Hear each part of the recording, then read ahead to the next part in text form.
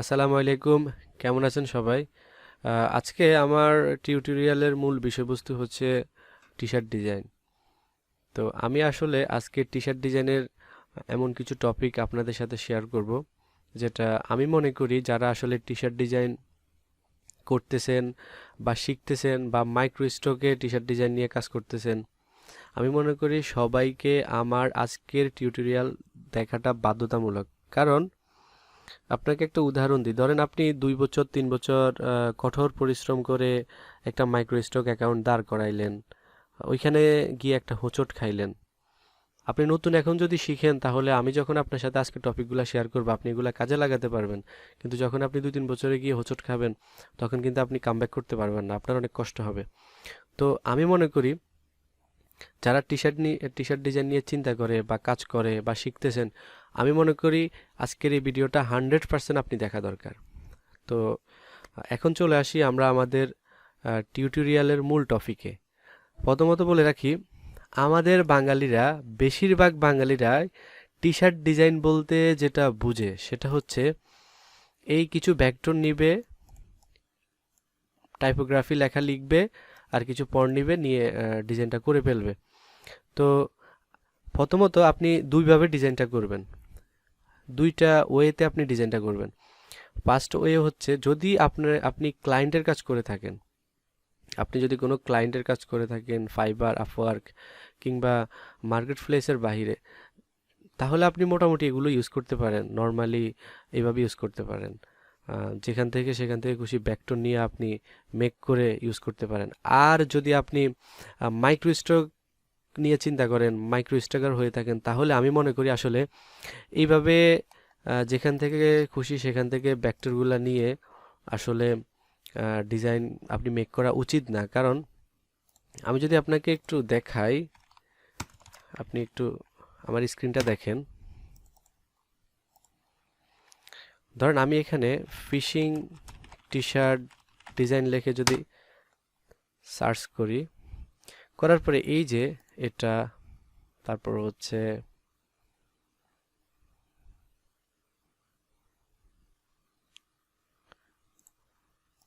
এটা, এই যে একটা, এই যে এটা, বিশেষ করে এটাই আপনি দেখেন। এই কাজটা করছে কে? এমডি আবু সাদিক, উনি একজন বাংলাদেশি। উনি যে এখানের যে ভেক্টরটা নিছে, এই যে ভেক্টরটা কিন্তু ফ্রি ফিকের ভেক্টর। আমি যতটুকু শিওর, যদি উনি নিজে ড্রয়িং করে থাকে, নিজে মানে আসলে ভেক্টরটা মেক করে থাকে, তাহলে আই এম সরি, বাট আমি উনাকে এক্সাম্পল হিসাবে মানে ধরে আপনাদেরকে বোঝাচ্ছি। উনি ধরেন এই ভেক্টরটা ডাউনলোড করে বা অন্য কোনো জায়গা থেকে কপি করে কিংবা ইমেজ ট্রেস করে এটা এখানে ইউজ করছে। যাকে এটা কিন্তু ভালো সেল পাবে, আমি শিওর উনি ভালো সেল পাবে, কারণ একটা সুন্দর ভেক্টর আছে এখানে। তো উনি এভাবে কতদিন উনি এভাবে আসলে কন্টিনিউ করবে? 34টা ডিজাইন উনি এখানে ছাড়ছে মোটামুটি। এর ভিতরে আমি যা দেখতেছি বেশিরভাগই কপি করা, কাজগুলা আসলে ভেক্টরগুলা কপি করা। তো আমি এটাই বোঝাতে চাচ্ছি যে আপনি মাইক্রো স্টকের জন্য যখন আসলে আপনার টি-শার্ট ডিজাইন কমপ্লিট করবেন, কাজ করবেন টি-শার্ট ডিজাইন নিয়ে, তখন আপনাকে 3টা জিনিস আপনাকে খেয়াল রাখতে হবে। প্রথম স্টেপ হচ্ছে, আপনি যে টাইপোগ্রাফি, যে ফন্টটা আপনি ইউজ করতেছেন, এই যে ফন্টটা আপনি ইউজ করতেছেন, এই ফন্টটা আপনি কি ইউজ করতেছেন? আপনি মাইক্রো স্টকে ফন্ট ইউজ করার ক্ষেত্রেও আপনার বাধ্যবাধকতা আছে। এই জিনিসটা আমরা হয়তোবা অনেকে খেয়াল করি না বা রাখি না। আমি যদি আপনাদেরকে একটা ফন্টের সাইটে ঢুকাই, হুম, আমি 1001fonts.com-এ ঢুকাইছি। ঢুকানোর পরে মানে ওয়েবসাইটে ঢুকার পরে আমি একটা জিনিস লক্ষ্য করি, এই যে দেখেন এখানে কিন্তু অনেক ফন্ট আছে, এই সাইটের মধ্যে অনেক ফন্ট আছে, ঠিক আছে? তো এখান থেকে চাইলে আপনি যে কোনো ফন্ট ইউজ করতে পারবেন না। যেমন আমি এখানে যে দুইটা ফন্ট রাখছি, একটা হচ্ছে ডিসিসি এএসএস, ঠিক আছে? এই ফন্টটা যদি আমি গুগলে সার্চ করলে কি আসে একটু দেখি আমরা, হ্যাঁ।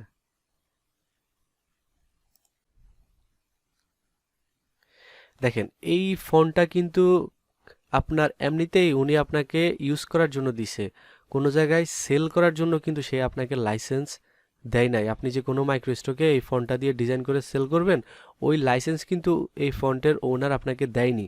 এই যে দেখেন, আপনি চাইলে ডোনেট করতে পারবেন, ডোনেট করে এটা কিনতে পারবেন, কিন্তু আপনি চাইলে আপনার টি শার্ট ডিজাইনে এই ফন্টটা ইউজ করে আপনি কোনো ওয়েবসাইটে ছাড়তে পারবেন না। যদি ছাড়েন তাহলে এই ফন্টের যে ওনার আছে উনি যদি কখনো দেখেন তাহলে উনি রিপোর্ট করলে আপনার অ্যাকাউন্টটা চাঁদের দেশে চলে যাবে। তারপরে দেখেন ইক্সো, এই ফন্টটা দেখেন। এই ফন্টটা যখন আমি গুগলে সার্চ করব, করার পরে 1001 লিখে দিই, হ্যাঁ, দেখেন এই ফন্টটা কিন্তু মোটামুটি ফ্রি ফর কমার্শিয়াল ইউজ, মানে আপনি চাইলে এটা কমার্শিয়াল কাজে আপনি এটা ইউজ করতে পারবেন, মানে আপনার ডিজাইনে আপনি এই ফন্টগুলা ইউজ করতে পারবেন। বাট আপনি যদি এমন লাইসেন্স না পান কোনো ফন্টে যে ফন্টটা ফ্রি ফর কমার্শিয়াল ইউজ, সে ফন্টটা আপনি মাইক্রোস্টকের জন্য ইউজ করতে পারবেন না।